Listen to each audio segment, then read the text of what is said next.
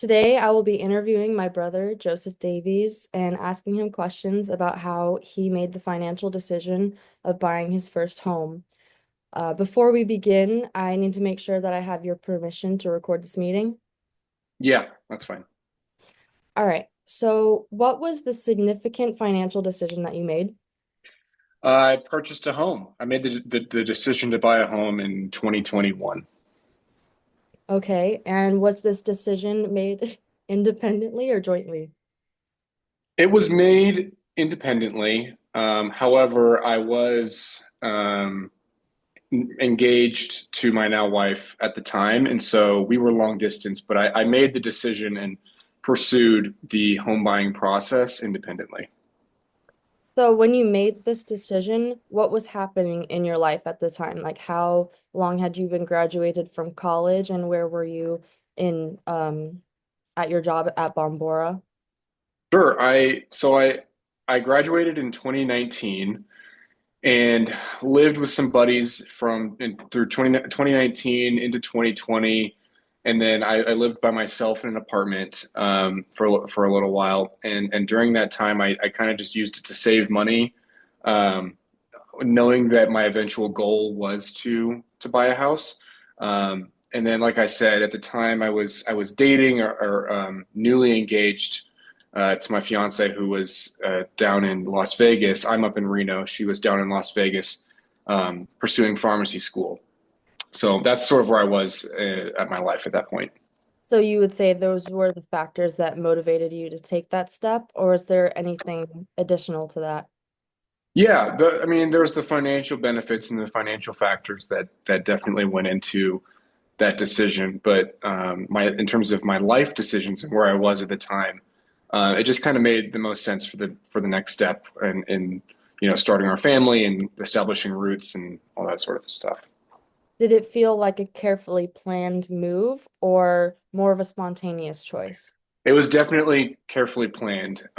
Buying a home is no easy feat, and it's not a quick process.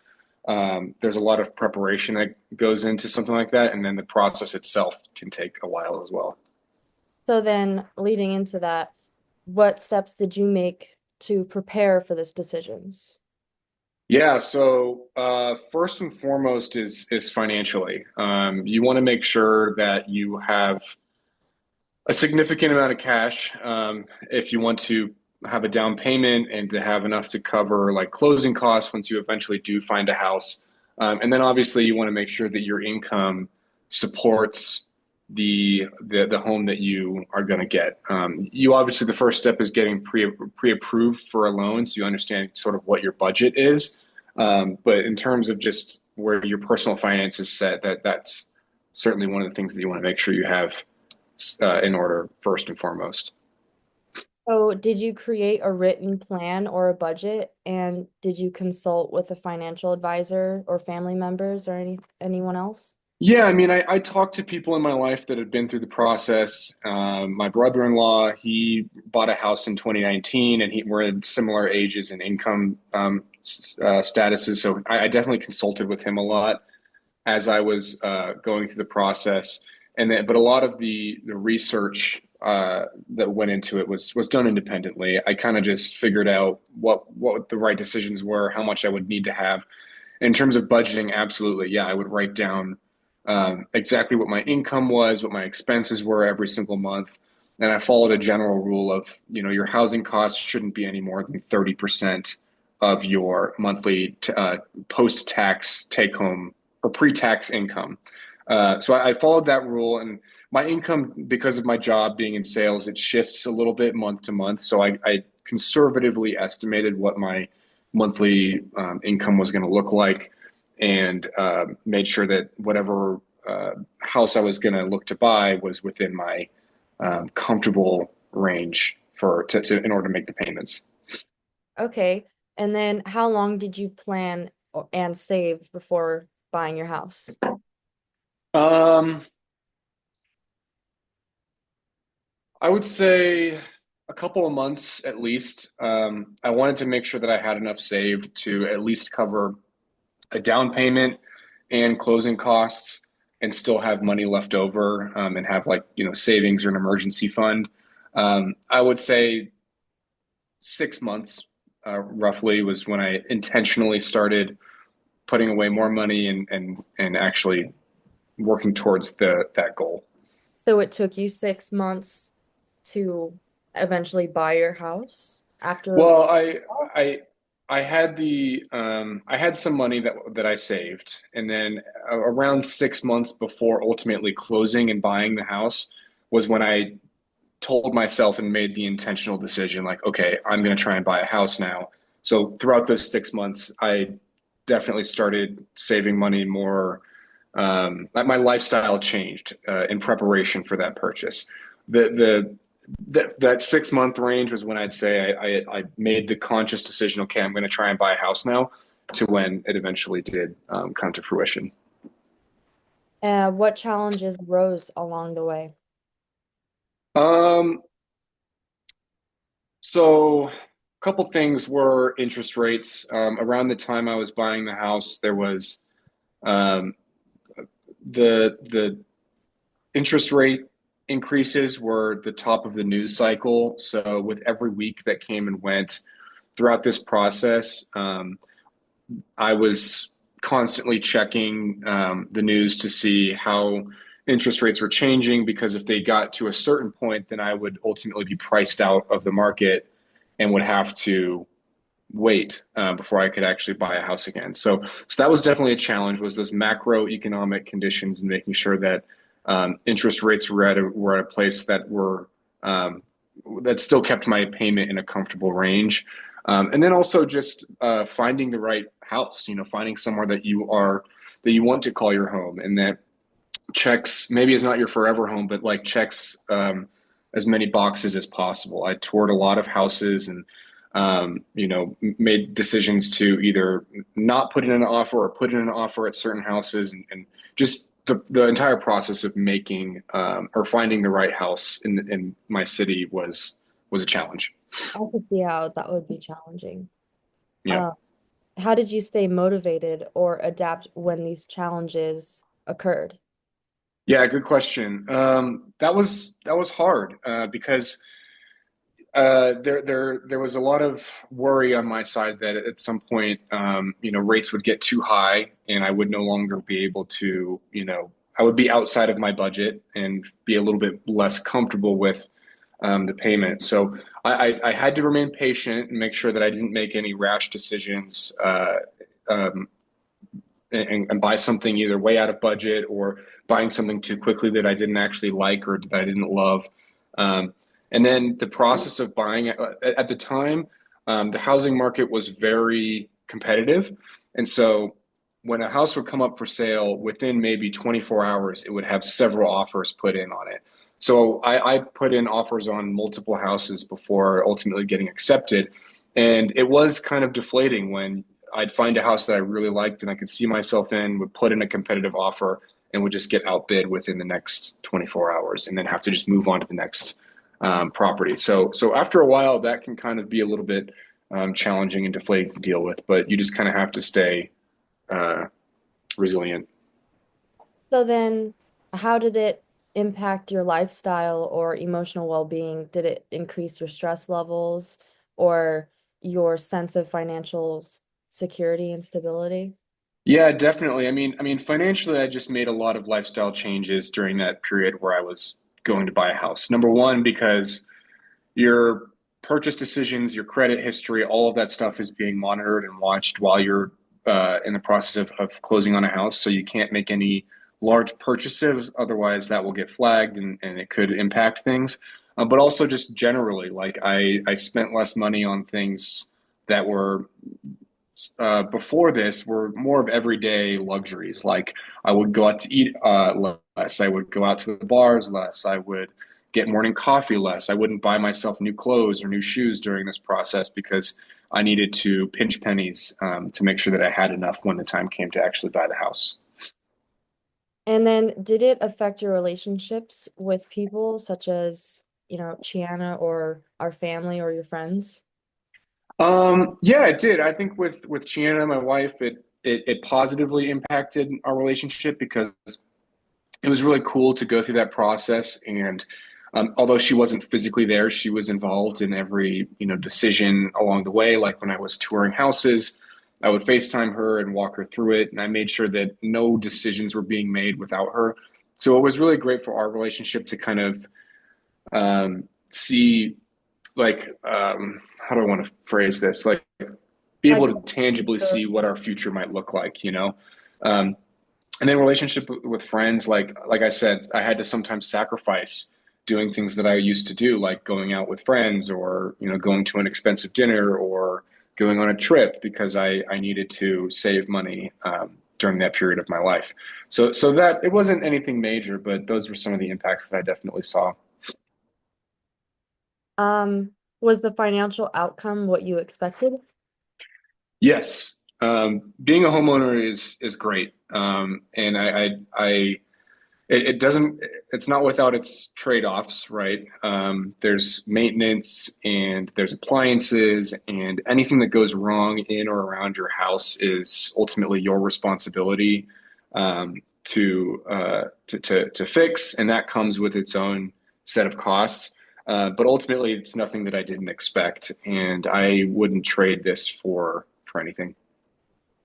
Then what went well and what did not? And if you could go back, what would you do differently? What went well? Um,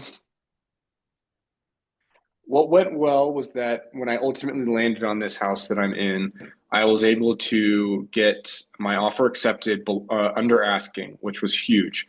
I was a little over my budget, but ultimately I was happy that I came in at a range that I was still comfortable with. And what was the other part of the question? If you could go back, what would you do differently? If I could go back, what would I do differently? I mean, There is anything different you would have done.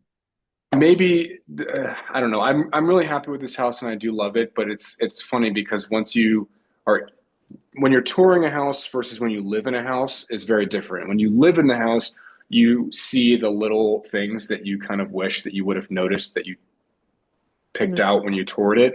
So there are certain things about this house, like the layout and The kitchen. the kitchen and some things like that, that I wish that I would have kind of thought maybe I want to get something a little more updated. But other than that, no regrets. Then what advice would you give yourself at the start if you could go back? Um, Buy a house sooner. I got in as soon as possible, honestly, because one of the main reasons why I ultimately decided to do this was because I was talking with our grandpa, and he told me about the first house that he bought back in Hatfield in London, and he got it for like, I forget exactly, like let's say $7,000 or 7,000 pounds. And that's how much he purchased the house for. And he lived there for a couple of years, and he ultimately sold the house for around 30,000. And then he used that money to put a down payment on their house in Sunnyvale that they bought for, I think, around 100,000. And then they ultimately sold it for around 2 million a couple decades later. And they used that money to buy their current house, which is, a multi-million-dollar home. So when I heard that, he ultimately told me that as soon as you can get in the game, you should, because I mean, it's a long-term play, obviously, and it's not guaranteed money, but that is the key to building wealth over time is having property, holding property. And so that was ultimately the decision or the conversation that like proempted me to start looking to buy a house. Um, but I wish I would have got in sooner. My brother-in-law, who bought his house in 2019, he got his house at around a 2% interest rate, and for $300,000, his house 320, I believe, is what he paid. So his mortgage was less than what I was paying in rent at the time. And now I got in at a good time, but looking back, I could have gotten, a much better house for a lot cheaper had I made the decision sooner to start looking to buy a house. So that if I could go back in time and tell myself one thing, it would be buy a house sooner. When did you have that conversation with Grandpa? Was that the specific conversation that sparked you to want to buy a home not immediately, but as soon as possible? Or were Yeah, you thinking that about it? was. Yeah, that was it. I mean, I had considered it, but again, I was talking about those macroeconomic conditions. The interest rates were kind of high. The housing market was super competitive, and it wasn't top of mind for me for some reason. I thought about it a little bit, and I had some savings and some money that I was prepared to um, that I was ultimately saving for something like that. But that conversation with Grandpa is what you know, gave me the kick in the butt to go out and actually start looking and be serious about it. Now we're going to talk about the ongoing financial considerations. So, are you still managing the effects of this decision today? Oh yeah, you got to pay your mortgage every single month. Yeah, that took And a while to pay off. yeah, I mean it's going to take a while, but you're building equity in the meantime. And so yeah, I'm definitely feeling the effects of it. Being house poor is a real thing. I remember right after closing, it felt like my all of my bank accounts got drained. Mm. And I had a house, but I had hardly any money to fill it. And you still have your ongoing expenses. If you've got a car payment, you still have to do that. If you have, you got to pay for gas and groceries and your phone bill and your now you also have electric bill and your gas bill and water bill and all of that stuff is still there and it's consistent every single month. But if you budget correctly and you don't make any decision that you aren't comfortable with, then it's all turning out fine. But I'm definitely still feeling the effects of it. How have economic changes affected the long-term outcome?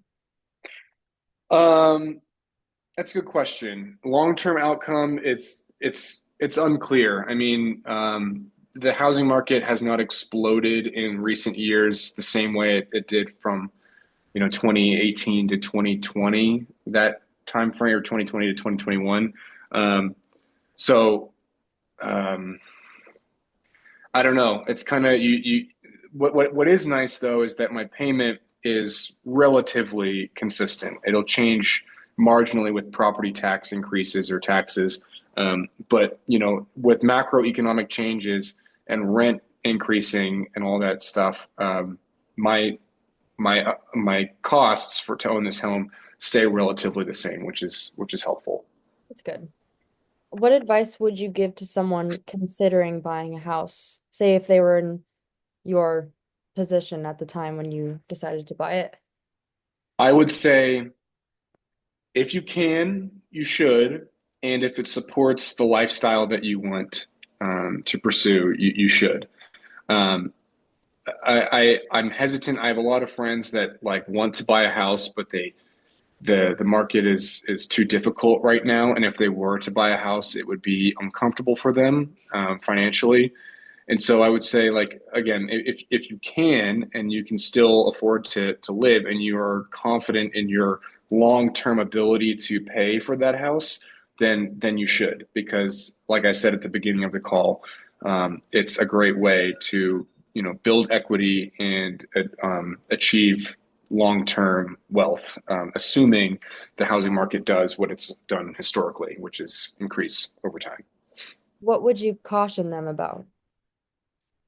Um, I would caution them about the maintenance and costs of owning a house beyond your bills. For example, if your refrigerator breaks down, you have to buy a new one. That's hundreds, if not thousands, of dollars. My fence in the backyard, it just blew over, and I had to pay a couple $100s to get it repaired. That was an unexpected cost. And then there's general there's smaller things like repairing a fence, and then there's longer term big um, uh, projects that need to be done on your house, like repairing your roof every 10 years. That's a $10,000 repair job. If your water heater goes out, that's a $10,000 replacement. So I would caution of that. Make sure that whatever you're getting yourself into, you either make sure that those things were recently repaired or are going to be or should be in working condition for the next several years, or if not, be prepared for those major expenses if they do come up, because there is a chance that they will. To have some wiggle room money. Yes, yes. Make sure you're prepared for a surprise $10,000 bill. Because that happens so often. Yeah, yeah. Did your personal values, beliefs, or faith influence this decision at all? Um,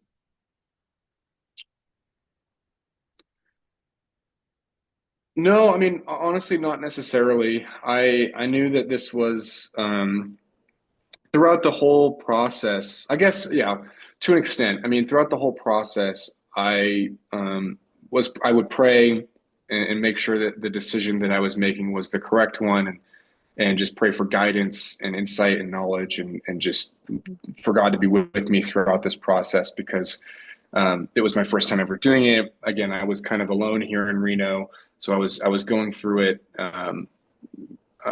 independently. You know, the physical process of it, and then I also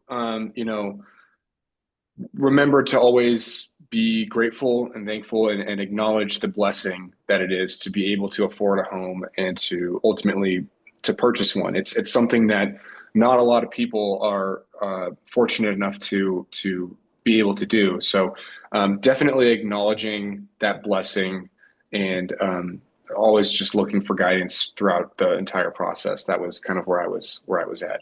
I wouldn't say it influenced or changed anything. Um, like before and after buying a house, but it was definitely part of the process, Oh if yeah, that for makes sure. sense. You know, that makes complete sense. Um, was the decision aligned with your long-term goals? Yes. Okay. And the last question is, has your perspective on money changed as a result of making this decision? Um, yeah, I mean, in a way, it's definitely matured my views on money in a way. Like I remember after I graduated from college and I got my first like big boy job and was getting adult money for the first time, there was definitely a period where I was like, oh wow, this is awesome. Like as long as my rent, which I think was $500 at the time, my rent's easily covered. Now I can just, blow money on, whatever. It was nice. And now that I have this, obviously the bills increase. It's much more of a financial burden. But with that, I think comes a sense of maturity, um, and you're certainly more conservative with the decisions that you make, knowing that you have no option but to pay this every single month. Like there is no, uh, there is no option to leave and find a rent somewhere cheaper. I mean, there is, but it's much more of a difficult process, and like you can always sell the home, but I would prefer not to. So Yeah. yeah, it is. Yeah, that's how it's changed it. Okay, perfect. Well, thank you for taking the time out of your day to let me ask you these questions. It's very helpful and Of very course. interesting. So, thank Thanks, you. Jill. Yeah.